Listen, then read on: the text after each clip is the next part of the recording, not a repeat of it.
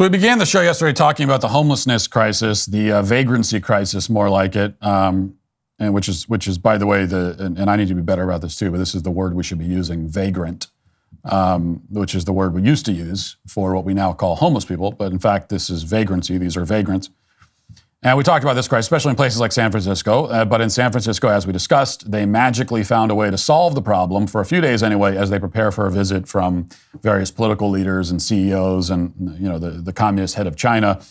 Well, yesterday, Gavin Newsom addressed this issue and was, well, shockingly honest. Let's listen. I know folks say, oh, they're just cleaning up this place because all those fancy leaders are coming into town. That's true. Because it's true. But it's also true for months and months and months prior to APEC, we've been having different conversations. Okay. It's true. And it's true because it's true. I guess that is also true. But, it's okay, though, he says, because, we solved this problem. We cleaned up the streets because of all these fancy rich people are coming into town. But that doesn't mean that we don't care about everybody else, because we were having conversations. So when it comes to cleaning up the street and cleaning the city up for your citizens, the people who live there every day, well, when it comes to that, you'll have conversations. Or we'll have a lot of conversations. We'll engage in all kinds of discussions and conversations and meetings and hearings and everything. But when it comes to like these rich people coming into town, well, for that, there's no conversation. We're just going to get it done. Now, meanwhile, while we're on this subject, here's something that is likely related to it. Daily Wire reports California Democratic Governor Gavin Newsom declared a state of emergency over the weekend after a massive fire erupted at a homeless encampment beneath a major freeway near downtown Los Angeles, closing the thoroughfare's now compromised structure indefinitely and impacting hundreds of thousands of commuters. The state, quote, this is from a press release from Newsom, the state is mobilizing resources and taking steps to ensure any necessary repairs are completed as soon as possible to minimize the impact on those traveling in and around Los Angeles. According to the Los Angeles Fire Department, the blaze started around 12:30 a.m. on Saturday under Interstate 10 and quickly spread to a storage facility filled with pallets, trailers, and vehicles. Authorities said the flames engulfed both sides of the 14th Street underneath the portion of the freeway, melted steel guardrails, and damaged a number of fire trucks. And many people have speculated. David Ortiz, public information officer for LAFD, reportedly said a large homeless encampment with tents and RVs dwelled underneath the freeway where the fire started. So, of course, many people have, I think, reasonably speculated that the homeless encampment is what started this fire. Now, it has been declared since then that the fire was set deliberately, that this was a deliberate act of arson, and maybe it was. I think it's more likely that it was a deliberate fire, but not necessarily arson, because you've got a refugee camp of vagrants under that bridge, and they've got, propane tanks and they're starting fires in their makeshift kitchens and so on. And so it still seems most likely that this fire was originated from that. It's a deliberate fire because they're cooking their whatever they're eating, and then it spread from there. And of course, if that's the case, then they'll never tell us, because the last thing Newsom needs right now is a major highway shutdown because of a bridge getting set on fire from the out-of-control vagrants that are all over his state. Politically, that's not what he wants or needs, which is why, if that's what happened, we'll never get the full story or the true story. Either way, the fact remains that the homeless problem is a crisis, and this is why vagrancy should be illegal. Like, it should not be a legal option to set up an encampment under a bridge or on a sidewalk. It's crazy that this is even allowed. It should not be allowed. It should be against the law. I said this,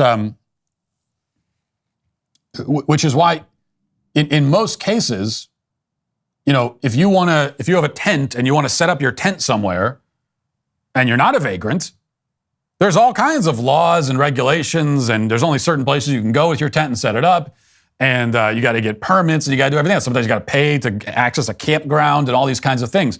So in most cases, we all understand that you can't just take a tent and set it up anywhere you want, especially not in a public area. People are trying to walk by. You can't do that. Yet we've carved out this exception for vagrants. And I said this yesterday on Twitter when someone, I said this should be illegal, and someone asked me, as they often do, well, what are the homeless people supposed to do if vagrancy is illegal? Where are they supposed to go? What are they supposed to do? And my answer was simple. My answer to most things are simple because, as you know, I'm a simple man and I see simple solutions to problems that most people seem to think are complicated. And I think most problems actually are not all that complicated. That doesn't mean that most solutions are easy. There's a difference between simple and easy, but most solutions to most problems are simple. And so, I asked this question. I said, well, one thing homeless people can do is they can stop doing drugs and they can get a job. Those are the first two steps that I would personally explore. And this, of course, provoked a lot of outrage on social media. How dare I suggest such a thing? How dare I suggest that it'd be better to not dedicate your entire life to fentanyl and heroin? How dare I suggest that? It's an outrageous thing to say. The October 15th tax deadline has come and gone. I know many of you might be dreading the stress of filing your taxes. Filing your taxes can be a long, excruciating process, but if you fail to file, you'll start to pile penalties onto your tax debt. That's why you need to check out Tax Network USA. The team at Tax Network USA has a track record of success. They've reduced tax debt for numerous clients, totaling over $1 billion. Whether you're looking at a $10,000 or a $1 million tax debt, they can help you win with a settlement. Doesn't matter if you haven't filed in 1 year, 5 years, even a whole decade. Tax Network USA is equipped to secure the best settlement for you. The expert attorneys and tax professionals at Tax Network USA can help resolve all tax cases, no matter how they started. Don't let tax debt control your life any longer. Take the first step toward resolving your tax issues by visiting taxnetworkusa.com/Walsh. That's taxnetworkusa.com/Walsh today. Lots of comments like that. Reading just a few of them. Someone says, all the homeless are doing drugs. What an effing stereotypic racist. Someone else says, as a recovering addict, shut the F up. Someone else said, I know people who don't do drugs and have been actively applying for months and still nothing. I think the first step would be to address what's causing people to do drugs and what's causing people to not work. And someone else says that if you never did drugs and have a job, what then? Anyway, you get the idea. First of all, and this we have to continue to establish this, the number of sober homeless people who either have jobs or are actively applying and trying to get one. That number, it's probably like 5 in the whole country, if that many, okay? It's like a non-existent population of sober, homeless people who are really like trying to get a job, and they're down on the luck and it's not working out. You have probably never in your life walked past a homeless person that would fall into that category. If you are a sober, sane person, there's no legitimate reason why you should be living under a bridge or on a tent on the sidewalk. It is actually very easy to get a job. It is very easy to afford some kind of housing. May not be a very good job. I didn't say it's easy to get a good job. May not be very nice housing, but a sober, sane person can find something pretty easily, right? Like, whoever you are watching this, you could go out right now and you could get 15 jobs in a day. I mean, you could easily. You get 15 jobs. Again, they might not be great jobs, but you can get them. And if you're starting from nothing, now, and there are people, it's not that simple. Like if you have a family and 6 kids, myself, I got a mortgage. If I lose my job tomorrow, it's not like going to McDonald's is not going to help me because it's not going to it's not going to get even close to paying for everything I need to pay for, right? So it's not quite that simple. I can just go out and apply for a job and take anything. It's more complicated. If you're on the sidewalk, though, if you're living on the sidewalk, and if you have nothing, then anything is better than nothing. And so working at McDonald's and living in a crappy studio apartment is a huge step up. And there's no reason to not take it. It's a solution. The fact that the solution is so easy and accessible proves that the homeless, for the most part, are not normal people just down on their luck. That's not the case for the vast majority of instances. So, if getting a job is not an option, right? If you're dealing with homeless people and I say, well, why can't they just get a job? And you say, well, they can't. Okay. Well, that tells us that these are people who are mentally incapacitated, either because they're insane or because drugs have fried their brains. And that is true. That category definitely exists. That's probably most of them. A great many of these people, it's true. For a great many of these people, even getting a job at McDonald's is basically out of the question. They are not fit even to work at McDonald's, which also means, obviously, that quote-unquote affordable housing is not a solution.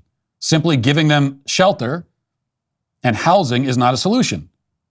These are people that, even according to the people that disagree with me, these are people who, they're unfit to work at McDonald's. They can't even do that. So you put them in free housing and they'll be back on the street in 5 minutes. That's the reality, which is why the third step in the solution goes back to what we talked about in the opening, which is institutions, asylums. Okay, here's what it comes down to. Go to any homeless encampment anywhere in the country. If there's anyone in that encampment who is capable of working at McDonald's, then they should be required to do that. Go get a job, get off the street. That's the message. Anyone in that category, go do that. Anyone who can't do that needs to be institutionalized immediately.